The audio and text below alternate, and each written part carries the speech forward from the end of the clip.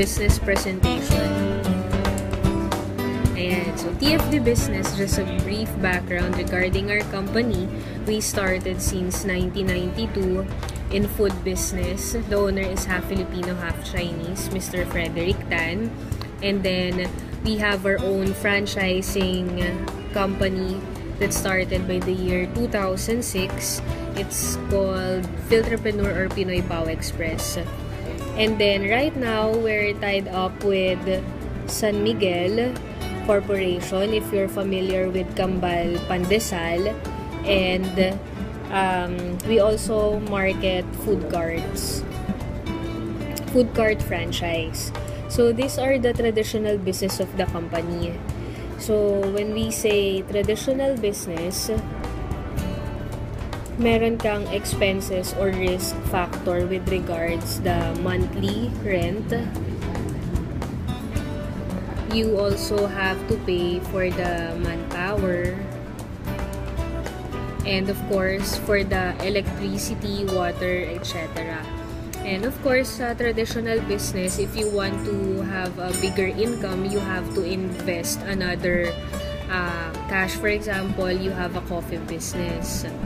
In your coffee business, ang investment mo is, let's say, 10 million pesos. So, 10 million pesos, you're earning 150,000 per month. Not bad. But what if you want to target or you want to get also the market at Quezon City and your coffee shop is at Manila? So, most probably, you will invest another 10 million as well. If you want to target people from Alabang, automatically, when you're expanding, you need to invest another money. So, our second part is our non-traditional business. So, our company has the traditional, which is the food franchise, and we also have the non-traditional business. With our non-traditional business, the advantage is that we only we have a small capital or minimum capital, but the income is bigger. And then we don't have to worry about the monthly rentals, no manpower, no bills. And most of all is you could do the business internationally. We just started the international non-traditional business this year only, 2014. We just opened our office at Dubai last July 2014. So you could be here at Manila, Philippines, and have your business at Dubai as well. And soon we'll be having at Singapore. So the idea of this non-traditional business is that you can expand without reinvesting another amount of cash. So you could be here at the Philippines, but you're having your business at Singapore, at the US, at Middle East or UAE, or every part of the world. And then, ang advantage din doon is that low risk. Low risk kasi no monthly bills. And it's just one-time payment. So, how does it work? So, ano yung new program ng TFD or non-traditional business ng TFD? So, very simple lang to. 2 words lang yung kailangan mong tandaan. Invest and then refer. So, how much is the investment? The investment is 52,500. From 52,500, may makukuha kang mga products. You don't need to sell them, you could just use them. So, ano yung mga products na yun? We have barley from Australia. Yung barley natin is halal approved, FDA approved, and BFAD approved. It's available at Watson's and Mercury Drug. Pero, doon, 1,000 pesos. Sa company natin, it's just 450 pesos. Ayan. And then, automatically, pagka nag-invest ka dito, kasama ka na dun sa company incentives. Ano yung mga incentives ng company? So, we have travel. Meron din tayong car incentives. Siyempre, mga sports cars. Diyan nanggaling yung Mustang namin.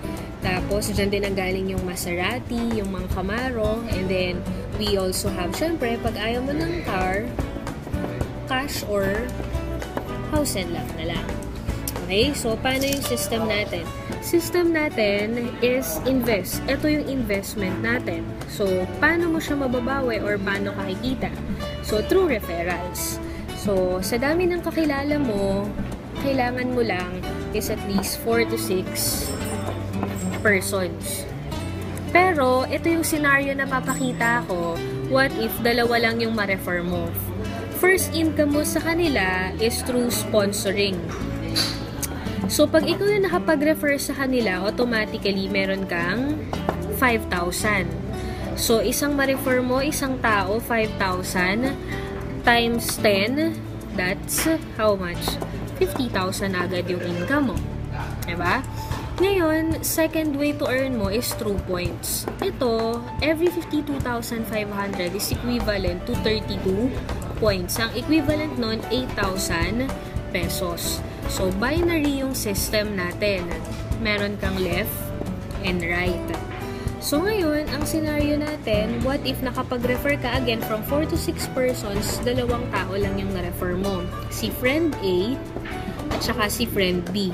Kay friend A, automatically, meron kang 5,000. Kay friend B, meron ka ulit 5,000. Ito yung account mo, may online business account tayo. Simple lang yung rules. Basta meron kang points sa left and right, automatically, i-convert nun ng computer into cash. So, may 30 points ka dito, 30 points ka dito, magmamatch yan. So, may income ka na 8,000 pesos. Total income mo, 18,000 pesos agad. What if this happened in a week? So, 1 week income mo yan. Ngayon, silang dalawa, kung ano yung explain namin sa'yo, ganun din yung explanation namin sa kanila. Pero, again, ang scenario natin, from 4 to 6 persons, what if sila din, 2 persons lang yung ma-refer nila. So, sila rin, meron din silang left and right side, naka-refer sila ng si friend 1 at saka si friend 2. Ang referral sa kanila na. Pero, ang meron sa'yo points, may 32 points ka dito, may 32 points ka dito. Si B, ganun din siya, may left and right side din siya. So, siya rin, nakapag-refer siya ng friend 1, friend 2. Ang referral na 5,000, 5,000, sa kanya na rin. Meron kang 32 points, meron ka rin 32 points. So, total niyan is 64 points, 64 points. Nakita ng computer, kahit hindi ikaw yung nag-refer, magmamatch yan. So, magkano yung income mo doon? Meron kang 16,000 pesos. Next, so let's say yung second week yan nangyari sa'yo. Third week, same scenario. Yung referral ng referral mo, nakadalawa lang din. So, meron dito 4 persons, per 4 persons na nag-avail ng 52,500. Ang referral sa kanila na. Pero, meron dyang 32 points each.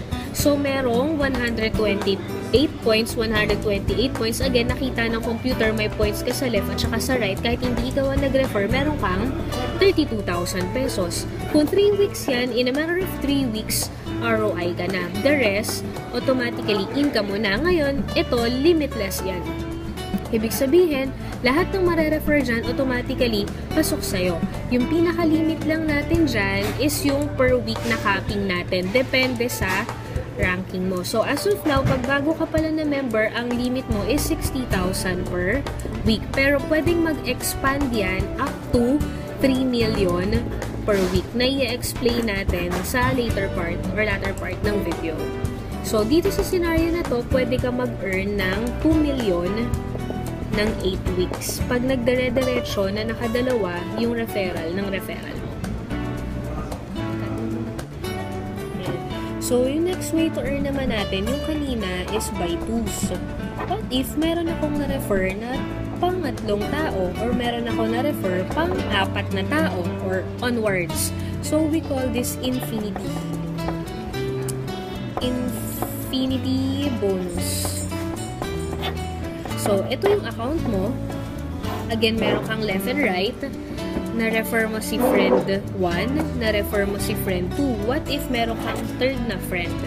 Yung third referral mo, hindi na pwede i-connect sa yan. So, automatically, help mo na yan dun sa kanilang dalawa. So, sa kanya na mapupunta yan, yung third referral mo. Ngayon, paano nag-work yung infinity bonus? Sa third referral onwards, pag sila nakapag-refer din ng 2 persons, automatically, every person, ulitin ko ha, every person na ma-refer ng third referral onwards mo, meron kang 2,000 pesos.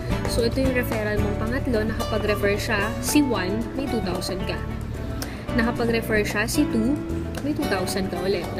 Yung referral ng third referral mo, nakapag-refer ulit. So, may 2,000 ka na naman. Ito, nakapag-refer din, may 2,000 ka. Nakapag-refer ulit, another 2,000 ka. What if meron kang fourth referral? Lagay mo dito sa kabila, kay 2 naman. Fourth referral mo.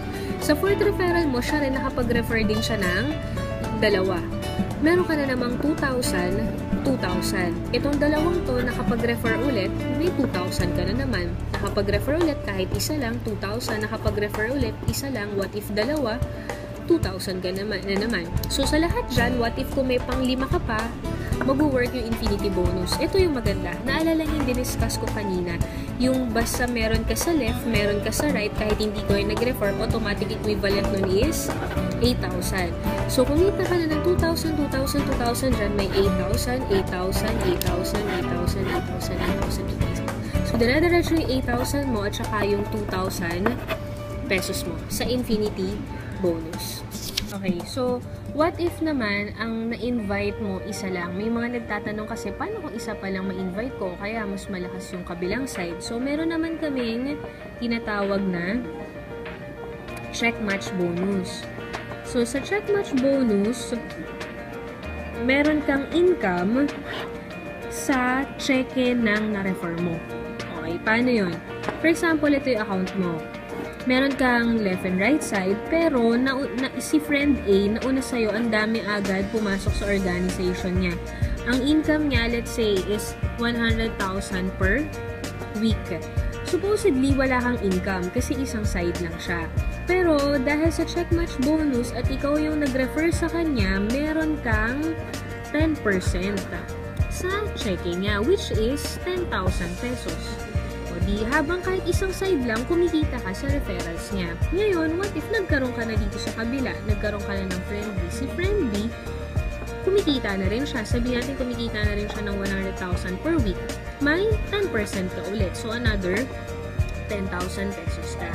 And then, what if nagkaroon ka na ng referral mo na si friend C?